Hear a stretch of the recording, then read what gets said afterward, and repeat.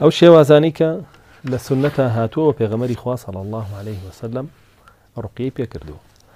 شێوازی یەکەمیان فوکردنە لەگەڵ قورئان خوێندنە یاخود پێشی یاخود دوای.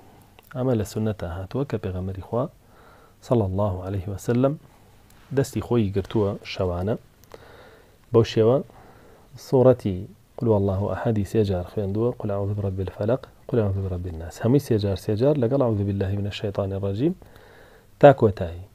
هەموو جارێکیش کە تەواو بووە فەرموویەتی ئەوەندە. ئیتر دوایی ئەم دەستەی هێناوە بە دەم و چاویان لە پێشە، دواتر بە هەموو جەستەی خۆیان و هەمان حاڵەتیشی بەکار هێناوە بۆ حەسەن و حوسەین. کاتێک کە ڕقی کردوون دەستی بەو شێوە گرتووە، ئەو سوورەتانەی خوێندووە و فی پیا کردووە و هێناوێتی بە جەستەی حەسەن و حوسەینە و ئەوانیش ئیسفادەیان لێ کردووە بەو پێیە. طبعا ئەمە حاڵەتێکە لە حاڵەتەکانی ڕقیە کە پێغەمبەری خوا صلی الله علیه وسلم بۆ خۆی بەکار هێناوە بۆ خۆی و بۆ خانەوادەکەشی. حاڵەتی دووەم تف تێکەڵاوی خۆڵ بکەی یاخود فوی دەمت بکەی بە خۆڵە و دواترەوە خۆڵە بخەیتە سەر ئەو جێگایی کە ئەوێشێ. ئەو خۆڵە بخەیتە سەر ئەو جێگایی کە ئەوێشێ. ئەوەش حەدیثی لەسەرە کە پێغەمبەر صلی الله علیه وسلم فەرمێ بسم الله ربنا وتربة أرضنا وريق بعضنا شفاء لما فينا، أو كما قال صلى الله عليه وسلم فرمي بناوي خواي پروردگاری خۆمانەوە و بەخۆڵی زەویەکەی خۆمان و بەدفی خۆشمان خواي پروردگار شفامان بۆ نێرێ. ئەو سیانە تێکەڵاوەکەی بۆ شێوە بەناوی خواي پروردگار و تفەکەی بە خۆڵەکەیە و خۆڵەکەش دوعا و ذیکری بەسەر خوێنی یاخود قورئانی بەسەر خوێنی. دواتر ئەو خۆڵە ئەی لەو جێگایی کە ئێشە یاخود ئازارەکەی تیا ئینشاءالله بێتە شیفا بووی. خۆڵ چونکە ئینسان بۆ خۆی لە خۆڵ دروست کراوە، خواي پەروەردگار جۆرێک لە شیفا و جۆرێک لە تایبەتمەندی لە خۆڵە داناوە بۆ ئینسانەکان کە ئەمەش نەخۆشەکەی پێ مەسحەکرێ یاخود نەخۆشەکە بۆ خۆی پێ مەسحەکە. حاڵەتی سێم کە بەکار هاتووە لە سنەتە بریتە لە دانانی دەست لەسەر شوێنی ئازارەکە. دانانی دەست لەسەر شوێنی ئازارەکە بۆ شێوە بڵین ئێرە ئێشە دەستی لەسەر دانەی بسم الله الرحمن الرحيم الحمد لله رب العالمين الرحمن الرحيم مالك يوم الدين إياك نعبد وإياك نستعين أبو شوا اهدنا الصراط المستقيم صراط الذين أنعمت عليهم غير المغضوب عليهم ولا الضالين أبو شوا حود جار واكيتو دواتر داوای شیفاکەی خوای پەروەردگار بدە ئینشاءالله خوای پەروەردگار بەئیزنی خۆی بە سوڕەی فاتحە شیفات دا، چونکە سوڕەی فاتحە ڕوقیەیە. ئەو کەسەی کە ئەچێ ڕوقیەی سەرۆک هۆزەکە کە دوو پشک پێوەی داوە بۆ شێوە ڕوقی ئەکا و ئەتوانی مەسحیشی کە یعنی بەردەوام دەست بجوڵێنی پیایە و سوڕەتەکە بخوێنی بسم الله الرحمن الرحيم الحمد لله رب العالمين. ئەگەر یەک جێگای دوور و درێژ بێ، یەک جێگای دوور درێژ نەک هەر لێرە بێ بەڵکو تا ئێرە بێ، توانی مەسحیکەیت و بیخوێنی و بەو شێوە. ئیتر توانی لە ئیاکە نەستەعینە بۆ شێوە بکەی بێت تەڕایی، لە ضالینی شات بۆ شێوە بکەی بێت تەڕایی حەوجارەوەش حاڵەتێکی ترە لە حاڵەتەکانی ڕوقیە. و ئەگەر بێت و ڕوقیەی دوور و درێژ بکەی هەر بە فاتحانێکی بە سوڕەی بەقەرە بیکەی یاخود بە شتێکی تر، ئەوە هەردوو ئایەت و جارێک ئەڵەی بۆ شێواکەی، هەردوو ئایەت و جارێک بۆ شێواکەی. حاڵەتی چوارەم کە هاتووە خوێندنی قورئان لەسەر ئاو یاخود لەسەر زەیتی زەیتون یاخود لەسەر هەنگوین یاخود لەسەر ڕەشکە و هەر جۆرێکی تر لە خواردنەکان.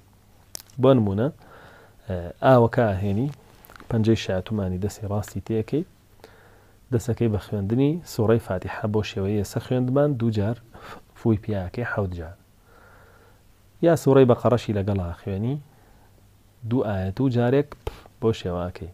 ئەگەر کرا نور و صافاتیشی لەگەڵ بخوێنی ئەنجا دوای فاتحە ئەوە زۆر باشترە. ئەم ئاوەی ترە توانی بیخۆیتەوە، توانی خۆتی پێ بشۆری و توانی ئاەتەکانی واتبعوا ما تتلو الشياطين و ئاەتەکانی کە باسی سحر ئەکا لە ئەعراف و طاها و یۆنسا و شعراء بخوێنی بەسەر ئەو هەمان ئاوە ئیسفادەی لێبێ بۆ سحر و بۆ جن و بۆ هەموو شتێکە. بۆ شێوە توانی ڕوقیە بکەی لە ئاوە و توانی ڕوقیە بکەی بە زەیتی زەیتون بە هەمان شێوە پەنجەی تیا ڕاگری و ئەو سوڕەتانە و ئاەتانەی باسمان کردبی خوێنی تیا، دواتریش ڕۆنەکە ئیتر بیهێنی بە دەم و چاوتا، بیهێنی بە شوێنی ئازارەکەتا، بیهێنی بە جەستەتا، بیهێنی بە قشتا، بە هەر جێگایەکی ترتە. واتوانی هەنگوینیش بۆ شێوە پەنجەی تێ بکەیت و دواتر هەنگوینەکە ڕۆژانە بەیانیان بخۆی. یاخود دەتوانی ڕەشکە پەنجەی تیا بجوڵێنی بۆ شێوە لەناو قاپێکە پەنجەیەکی تەناوی جوڵێنی و سوورەتەکانە خوێنی و لەگەڵ یافوەکەکەیت و دواتر ئەو ڕشکەیە ئەخۆی بەکارێنی بە هەمان شێوە بێتە چارەسەر. یاخود دەتوانی ئەتر بەو شێوە لێ بکەی، ئەترەکە لە خۆت بپرژێنی دواتر ئەویش دەبێت بە چارەسەر بە ئیزنی خوای پەروەردگار. ئەمە کۆمەڵێ شێوازی ڕوقیە. شێوازێکی تر لە ڕوقیە ئەگەر بێت و بە تایبەت لە چاوپیسی بێەوە بزانی کێ چاوەکەی داوی، ئەمەیان لە سونەتە هاتووە کە عایشە خاتوونی گێڕێتەوە فەرمێ پیاوێک لە ئەنساریەکان خۆی ئەشۆرێ لە ماڵەکەی خۆیە، کەسێک لێەوە ڕواتە دەرەوە پشتی ئەبینێ و چاوی پشتی ئەیە، ئەڵێ و پشتە گەورەیە ئەخودە و پشتە سپی ئەخودە و پشتە جوانە ئاوەشتە لەو بابەتە فەرمێ کابرای تر بۆ خۆی لە یاپەکی ئەکەی و پشتی بۆ ڕاز ناکرێتەوە. کاتێکی هێن بۆ لای پێغەمبەری خوا صلی الله علیه وسلم فەرمێ کەس تۆی بینی کاتێک کە خۆت ئەشۆرد، ئەڵێ پێغەمبەری خوا صلی الله علیه وسلم خۆم شۆرد و دوای نەمتوانین پشت ڕاستکەمەوە، فەرمێ کەس تۆی بینی، ئەڵێ بەڵێ فڵانە کەس، ئەڵێ دەبڕۆن داوای ئاوی دەستنوێژی یا خۆت خۆشۆردنی بکەن و بیهێنە خۆتی پێ بشۆرە یا خۆتی پێ مەسحکە باشە بیتەوە. ئەوەیە چن ئاوی خۆشۆردنی یا خودی دەستنوێژەکەی هێننی کابرا، ئەم پیاوەش خۆی پێ مەسحکە و خۆی پێشۆرێ چاکە بێتەوە. بۆیە گەر زانیت کێ چاوی داوی یاعتیادی بەو شەخصە بڵێ خەوم دیوە، ئەتوانی خۆدا ئافێڵی دەکەی بڵێ خەوم دیوە لە خەومە ئەو شتم دیوە پێیان وتوم کە تۆ شیفا ئەدرێ گەر بێت و فڵانە کەس ئاوێکی دەستنوێژی خۆیت بداتێ، تر دوای ئاوە دەستنوێژەکە بەکاربێنە ئینشاءالله شیفا وەرەگری پێی. حاڵەتی شەشەم کە هەندێک لە زانایان ڕێیان پێداوە و ئیبن عەباس کردوێتی و ئیمامی ئەحمەدیش ڕێی پێداوە، ئیمامی ئیبن تەیمیەش ڕێی پێداوە کە بریتێ لەوەی کۆمەڵێک ئاەت لە سوورەی فاتیحە یاخود کۆمەڵە ئاەتی تر لە بەقەرە و لە سوورەتەکانی تر بنووسیتەوە لەسەر وەرەقەیەک و وەرەقەکە بخەیتە ناو ئاوەوە تا ماوەیەک تیا بمێنێتەوە دوای ئاوەکەی بخۆیتەوە. ئەوش بەکارهێنراوە لەلایەن سەحابە و لەلایەن هەندێک لە ئیمامە بەڕێزەکانەوە وەکو شیفا. ئەم شەش حەو حاڵەتەی کە باسمان کرد ئەمانە هەمووی بەکارهێنراوە لە شەرعە بۆ ڕوقیە، لەوە زیاتری تر بۆت نییە بۆ خۆت شێوازی تر بەکار بهێنی وەکو هەندێک تابڕ و نازانم ئەم شتانە بەکارهێنن بەڕاستیەوە هەمووی بەتاڵە و هەمووی خراپە.